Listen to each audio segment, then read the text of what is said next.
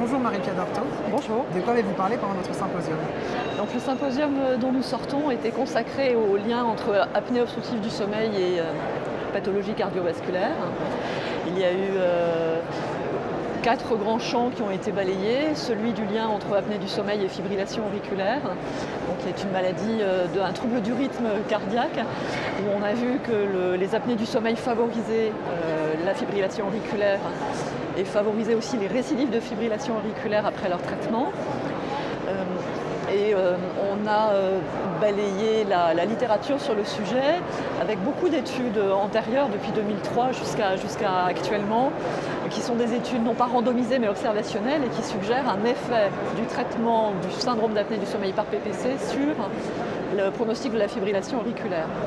Et puis en fait, ces études-là sont battues en brèche par 2 études qui sont parues, l'une en 2019 et une tout récemment.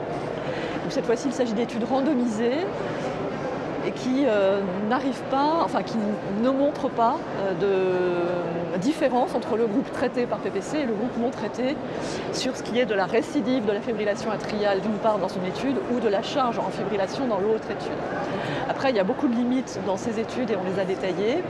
Et donc on attend avec beaucoup d'impatience une grosse étude française qui est en cours, qui s'appelle l'étude Saphir, qui est une étude multicentrique, nationale, qui randomisée et qui s'intéresse en fait, qui regarde, enfin, l'objectif de cette étude est de comparer le pronostic de la fibrillation atriale et de son récidive quand le patient fait l'objet ou non d'un dépistage des apnées du sommeil et s'il est dépisté positif d'un traitement ou non. Voilà. Donc ça c'était sur la fibrillation. Après il y a eu une présentation du registre, de l'étude FACIL-VA qui a suivi pendant 2 ans des patients traités pour syndrome d'apnée centrale du sommeil par ventilation cerveau-adaptée, avec des très beaux résultats sur la correction de la qualité du sommeil et de la qualité de vie. Donc très important parce qu'il y avait eu des études un peu plus décevantes, notamment en 2015. Et puis une présentation d'Arnaud Prigent sur son étude Alerte apnée, sur l'intérêt du télésuivi des patients apnéiques traités par PPC. Et donc ces patients sont traités pour des apnées du sommeil par PPC, leur index d'apnée-hypopnée est normalisé. Et le télésuivi permet de surveiller les fluctuations de l'index d'apnée-hypopnée. Et sur certaines conditions, cette fluctuation de l'index d'apnée-hypopnée, l'augmentation de l'index d'apnée-hypopnée peut constituer un signal d'alerte sur une pathologie cardiovasculaire en particulier intercurrente. Et ça permet de voir le patient, de rappeler le patient en disant ça serait bien que vous veniez pour une consultation par exemple. D'accord.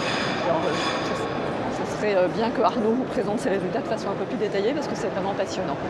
Et puis enfin, Stéphania Redolfi nous a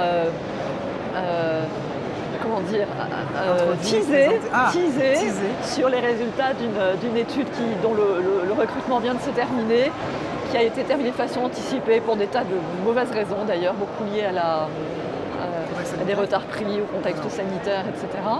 Mais sur les liens entre insuffisance cardiaque et apnée du sommeil. Et donc les résultats sont attendus pour l'année prochaine. Donc on attend tout ça avec beaucoup d'impatience. Très bien, merci beaucoup. Merci beaucoup. Au revoir.